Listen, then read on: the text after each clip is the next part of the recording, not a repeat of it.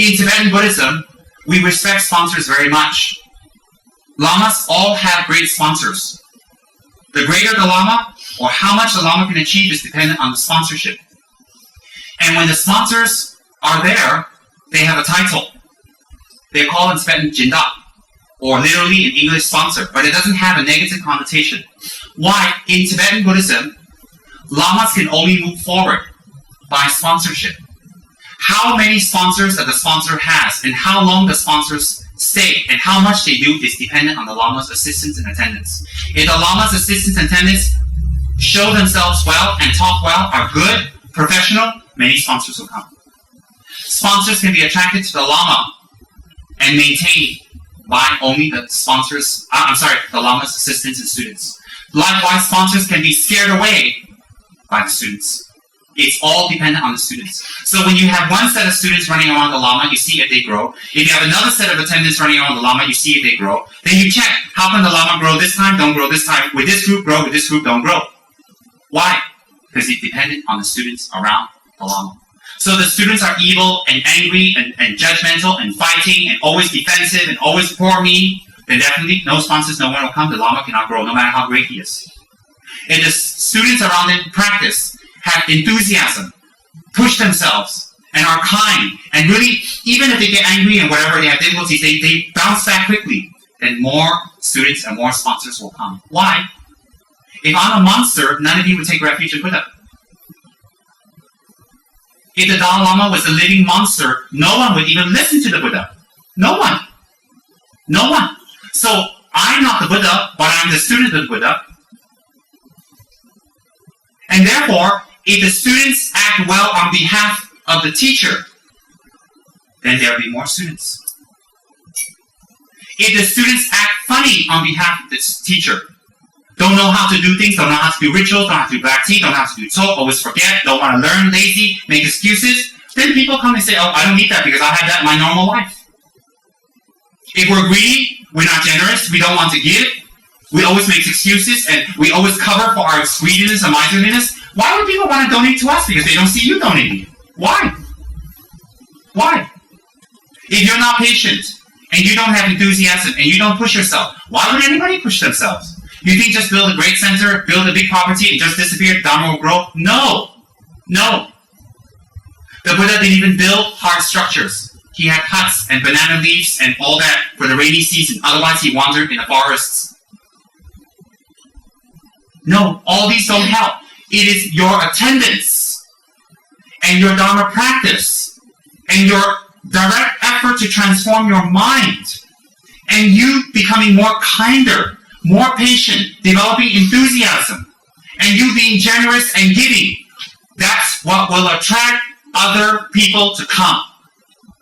If you don't do that, why should other people do that? If you're unstable all the time, why would your Lama attract people who are stable to help? Because you're unstable, you disappoint other people, they don't want to get involved. They say, hey, I don't want to get involved with that instability. I've got enough in my life. So if your Lama's organization and ladrong and house and place is filled with angry people, vengeful people, and people who are unreliable and always messing up things, always excuses, why would new people join? Because that's what they see. So people ask you what's going on, you say, I don't know. Well, those people say, I don't know, see you later too. So if you're always angry, if you come to a student's house and the Lama's always screaming away at some monster student, they'll say, look, there's a monster Lama, a monster student. It's okay, I'll go back to my samsara. I'm very happy they're being, not have to deal with this. Why? How you look, even how you smell. Who wants to be around smelly Buddhists? Who wants to be? You got bad breath, smelly, oily, dirty, unkept. Your house is smelly and dirty, unkept. You don't care. Even other Dharma students you live with, you're smelly, you're dirty, you're nasty, you don't care. Outside, oh, Dharma, Rinpoche. Inside, you're a pig, you're a slob. You don't clean up. You don't show respect to your Dharma brothers and sisters. Even when the toilet paper run out, you don't want to buy toilet paper. You wait for the other person to buy it. If you're this type of person, how do you expect to spread the Dharma? There are conditions to spread the Dharma. There are conditions. If you follow it, it will grow. So if you're always thinking about money, even if you're a geshe, and there are some cases of 1 or 2 rare cases, there are geshes who are after money. I've seen. I dare not say the name. They don't grow. Their students don't grow. Their organization don't grow. Why? Sooner or later, people see through. If great geshis with so much knowledge after 20 years of having a PhD in Tibetan Buddhism, and in a monastery, they're monks too, and they have motivation for money and they can't spread Dharma. What about stupid people like us? In Tibet, we have a very special status for sponsors. I realized that. I learned that from Khyentse Rinpoche. We call them Jindak. When a person is confirmed and says, I'm your sponsor, the sponsor doesn't just give money. The sponsor also gives emotional support to the Lama, emotional support to the group, emotional support to the Lama's entourage. The sponsors are very caring and loving. So what happens is, wherever the Lama travels, the sponsor may travel with the Lama without eliciting any jealousy from people. Why? Because of the kindness of the sponsor, everyone may have the Dharma. When the person becomes a Lama sponsor, then the sponsor may come to the Lama's house. The sponsor may be involved in his affairs. The sponsor may talk to him about what he needs and have plans and to do this and do that. Why? They're the sponsor. And the sponsor is someone who's very devoted. The sponsor is very looked upon by everyone. And the sponsor is very respected by everyone due to their kindness in sponsoring, not for money. That their generosity to give instead of keep. And the sponsor has what we call special privileges in relations with the Lama's works. Why is that? Because they have given that much of themselves. So the Tibetans praise that, because without sponsorship, Dharma cannot grow. When Lord Buddha held out his begging bowl for the first time, it was a sign for Buddhists from now until the end of Buddhism to beg. There is no dishonor in begging. There is no shame in begging. There is no getting tired of begging. And for people being begged from who give, you shouldn't be tired of giving. You shouldn't be tired of helping. Why? When Buddha put his begging bowl out, it was a sign for us to beg. To beg makes us humble, even if you sit on a high throne. To beg makes us realize the kindness of all that we have comes from others, and to practice for their benefit. And those who give should feel honored to give. Why? Because of them, so much Dharma that they cannot do is being done for them. Whether they fully realize the benefits or not, it doesn't matter. The Lama realizes and the Lama will do for them. Again and again and again. And Lamas usually are very appreciative and very, they remember the kindness of sponsors again and again and again. And they will manifest their remembrance of that again and again. Why? Why? Not because the sponsor gave the Lama money, because the Lama can see many smiling faces. Many people who need help, financial help, emotional help, a place to go. And many organizations and departments open because of that sponsorship. And because so many people become happy, the Lama is happy. Therefore, the Lama shows the happiness to the sponsors. The Lama is not happy for himself. No Lama, no real Lama is happy for himself when he gets sponsorship because it's responsibility. Real Lamas will take the sponsorship offered to the deities, will not keep it. Will never dare to use it on their own. Never. Real Lamas will never do that. Why? They know to take money from people and not do something well with it, it is very dangerous karma, even for Lamas. Buddha didn't make an exception for Rinpoches. Everybody must follow the law of karma. No exceptions. So and the sponsor has special responsibility to also receive the Rinpoche. If the sponsor picks up the Rinpoche, that's fine. If the sponsor doesn't pick up, when the Rinpoche comes, the sponsor must go down, offer incense, and escort the Rinpoche in. If the sponsor is a monk or a nun, they'll wear the yellow hat, and they're escorted with incense, representing like 1,000 Buddhas coming. Because that hat is supposed to have 1,000 threads, representing the 1,000 Buddhas to come. So when that monk wears that hat and invites the Lama in, it's like 1,000 Buddhas are coming in the form of my Guru to give teachings. So when I went to Ganden, I wore the hat to invite His Holiness the Dalai Lama in. I'm the sponsor. on behalf of all of us. Because we can't have all of you wearing hats, can we? We look like a bunch of yellow chickens. So I escorted His Holiness in to represent all of us. And when the sponsor enters, the sponsor will make 3 prostrations on behalf of everyone and offer a kata and offer the 3 forms of long life to the Lama. And request the Lama, I sponsor you. Please turn the wheel of Dharma for everyone. And it's a great honor. Why is it a great honor? Because the Lama is doing what the sponsor cannot do. And the Lama and the Lama is doing what the sponsor cannot do. And the sponsor and the Lama also is doing something that the sponsor cannot do. The sponsor makes the money the Lama cannot do. Shouldn't do. And vice versa. So there's a special relationship. Once you get the title Jindak, because I saw that with Banan Rinpoche. Banan Rinpoche is a very holy Lama. His statue is inside my room. Bring it. He's here. And whenever he came to give teachings in Drepung Monastery, he would always come with a Swiss lady sponsor. She was a Tibetan lady, very gentle. She wore a chuba, she come by herself. She didn't have much family members. She would sponsor the whole teachings for 1 month or 2 months or whatever for Banan Rinpoche. This is one of my gurus, Banan Rinpoche, who I received a lot of oral transmissions from. So when Banan Rinpoche came, she would always come. She would invite him from his house. In fact, I met her and I talked to her.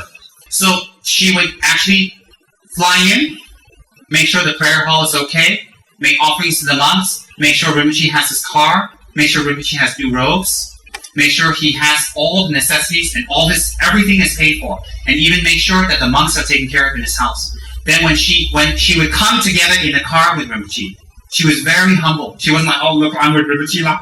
Very humble. And she would come up to the monastery in front of thousands of monks, and she would offer incense, very low like that, very humble, and escort her Rinpoche, and she was very proud. Proud of what? I am so fortunate to have my Lama, and I'm so fortunate to share my Lama, and I'm so fortunate to sponsor the teachings for my Lama for all of you. And she would walk in with the incense, and the Lama would sit down. She would make 3 prostrations, make the offerings. And then she would sit down, and the monastery always had a special seat for her, because she was a sponsor. And she would be in front. That's after it was confirmed. And for the rest of Rinpoche's life, she took care of her. Anything he needed. I met her.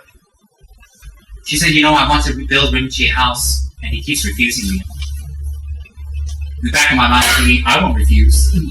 But I already have a house. I said, why? She says, I don't know. Always he refuses me. Why? And a short while later, Rinpoche passed away. His incarnation is back. Recognized by His Holiness. She used to tell me that I met her directly. And wherever Rinpoche traveled in India, or wherever, even if Rinpoche went for other teachings like Dalai Lama, she would sponsor everything. She would take care of everything. No one needed to talk or say anything. She would take care of everything. His clothes, his food, whatnot. And everybody knew, because it would say Jindak. Jindak means what? The special patron. Oh yeah, that's better. Patron of the Lama. So once the Lama gives that title to a person, it's for life. And everybody will look upon that person as a sponsor. And if the sponsor is alright, and the sponsor's family is alright, and everything's alright, then they will confer the title and offer. So when the sponsor travels with Rinpoche, or has a connection, or does things, or talks, discuss, everybody will understand what they're doing. No problem at all. And from the Rinpoche side, it makes it very easy for him to convey the Dharma to many, many people. And from the sponsor side, the sponsor does the greatest job that the sponsor can ever do. It's not just build statues and temples, but to actually sponsor the Dharma talks. They have that special relationship. And I've seen it. My father is a sponsor of Chungsa Rinpoche twice. Previous life and this life. He sponsored Chungsa Rinpoche until he became a geshe again and did his examinations. He built a house for him. He sponsored his trips, his clothes, even Chungsa Rinpoche's previous life's items, silver and gold and butter lamps and statues. My father went personally to Tibet, brought it all out, brought it to Taiwan, and flew to Drepung Monastery in Mongot and offered it to his guru again. I saw. In fact, I said, and in the monastery, my father built a special house for Chungsa Rinpoche. So Chungsa Rinpoche would not say anything, or demand, or want, or even nothing. My father would take care of everything. And even in Tibet, my father sponsored Trungsa Rinpoche's monastery and to rebuild his quarters because they were destroyed during the revolution. Everything's ready. And my father did it personally because my father is an ex-monk. He's an ex-monk of Drayton Monastery, student of Trungsa Rinpoche. So, and I know some Rinpoche have many sponsors. Many. How much they have, they do.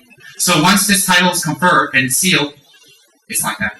So the sponsor supports the Rinpoche financially as much as they can, as best as they can, and they're confirmed.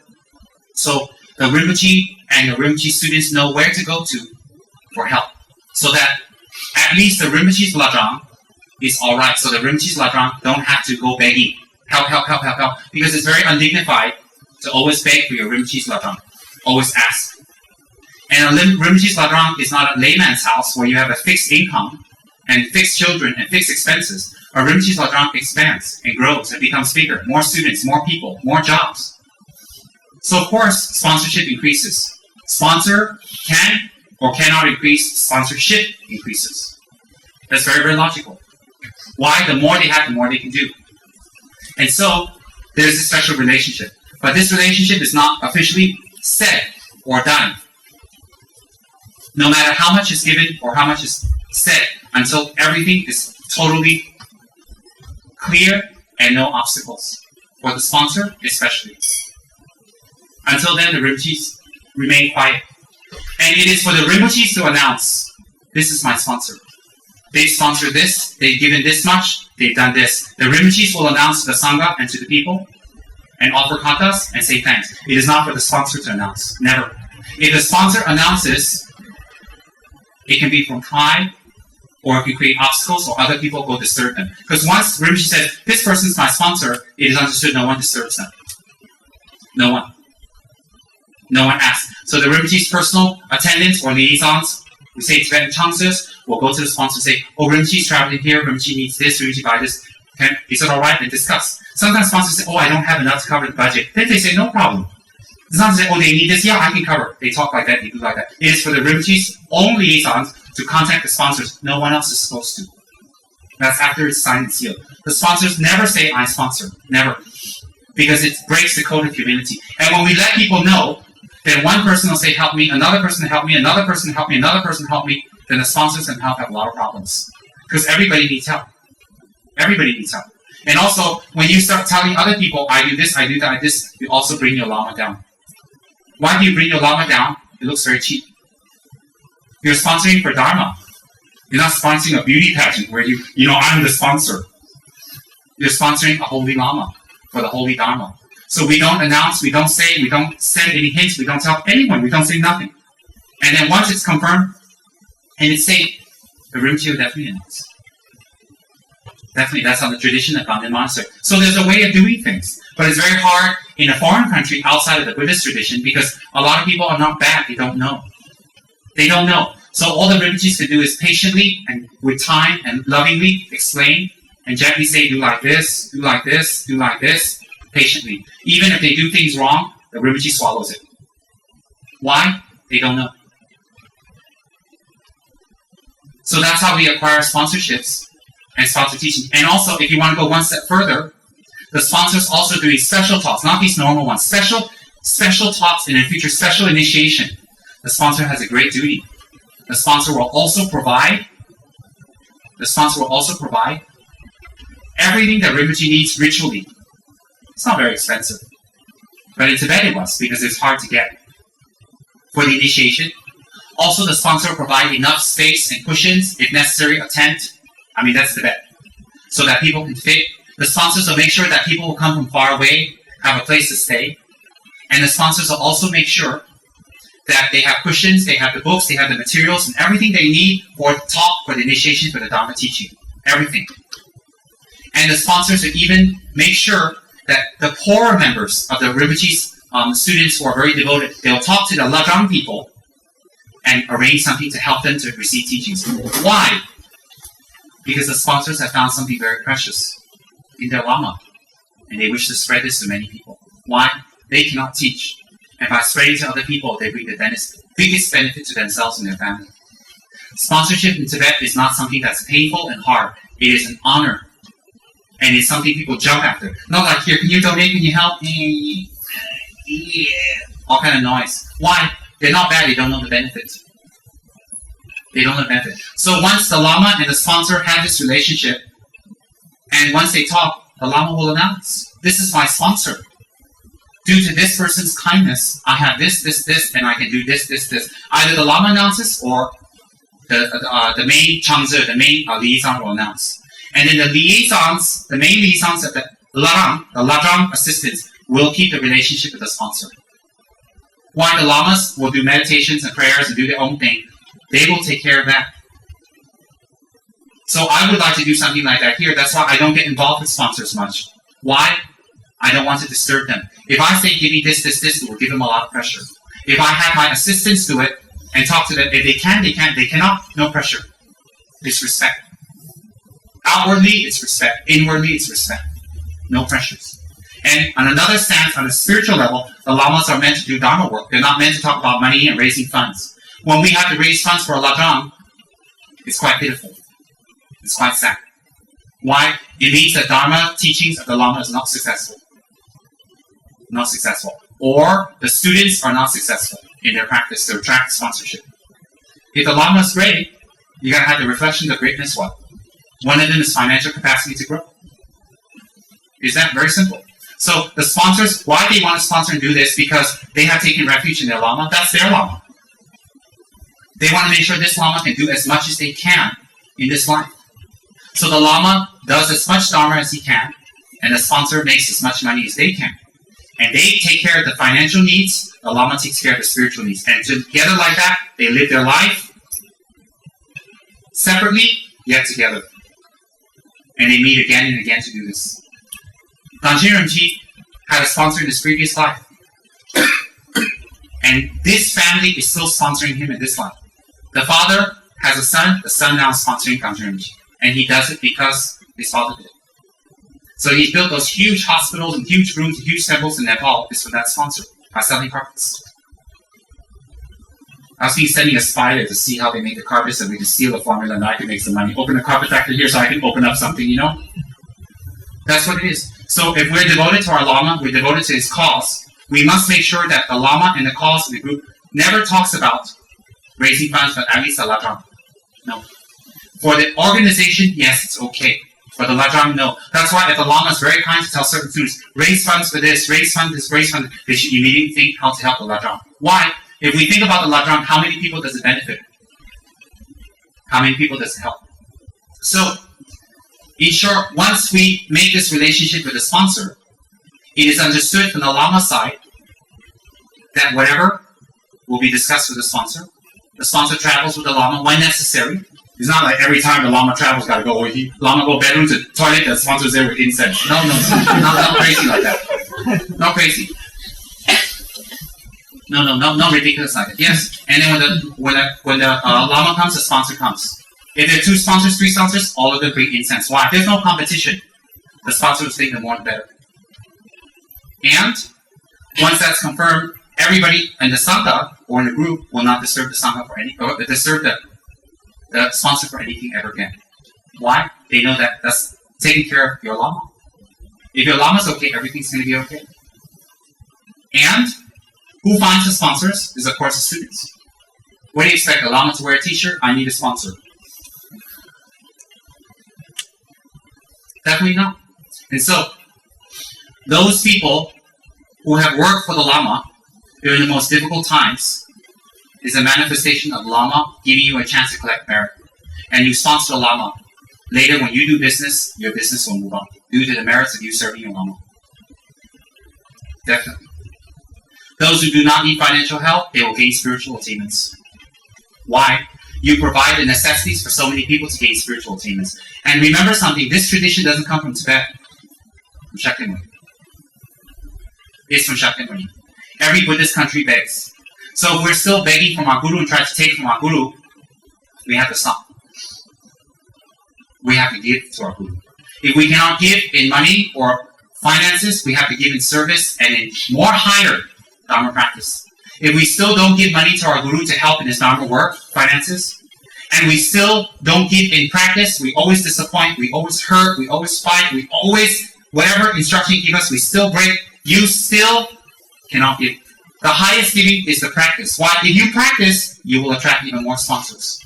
So if you don't have anything to give, you will attract sponsors. You will attract people who can give because they look at you and say, who's your teacher? How come you have so much knowledge? How come you're so good? Even our old friends say, how come you changed so much and now you're still like that? Huh? Why not? Of course they won't come to Dharma. Of course not. So you can give in financial means, you give in the most highest means. Both is better. Spiritual practice. Transformation. Even if you cannot give that, then what's left? What do you give? Why are you around your group? Why? You don't give, only take.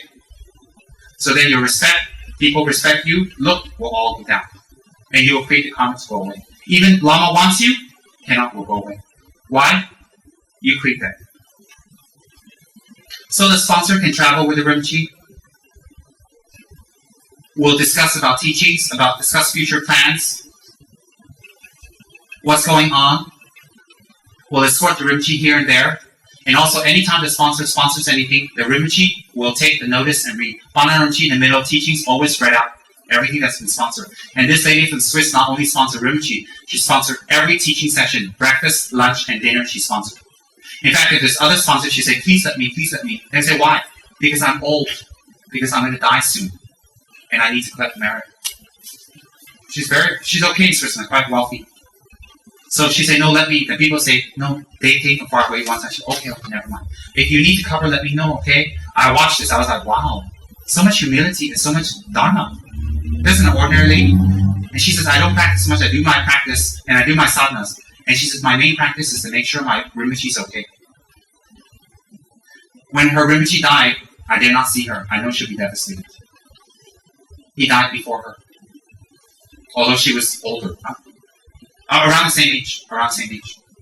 In any case, and then people don't deserve the sponsor. There's this relationship. And the Rinpoche will announce, not the sponsor. The sponsors never announce what they gave, what they give, never say why.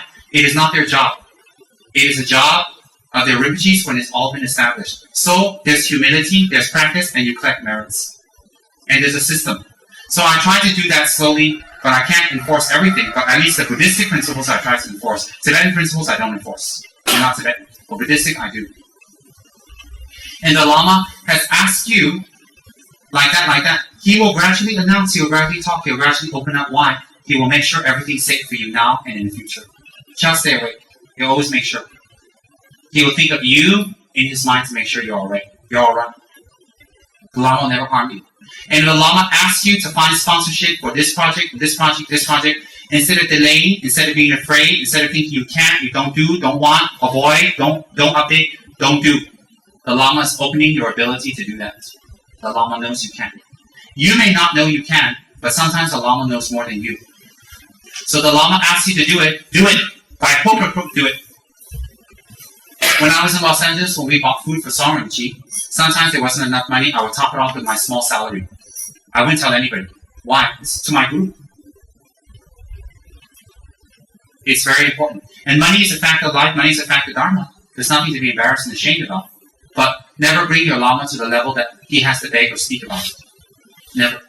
If the Lama asks you to raise funds for one thing, leave it at that and raise funds. And never let the Lama repeat to you, raise funds. Because why? He's opening that ability in you. And if you give funds for the Lama, if it's the correct Lama, I'm not saying I am. If you give, definitely the Lama will turn that around to benefit more people. More people that you can ever benefit in your lifetime. Sponsorship is a fact of life. It is a fact of life. It's real. Remember, iterate one more time. It comes from Lord Buddha, who started it with his begging bowl. And it's in every Buddhist country. Every Buddhist shrine, every Buddhist statue, like the Kamakura Buddha in Japan, everywhere is sponsored by someone. The Kamakura Buddha was sponsored by one shogun's wife who missed her husband so much, and she sponsored the whole statue in his memory so people can collect merit for him. The great Amitabha Buddha in Kamakura. That's it.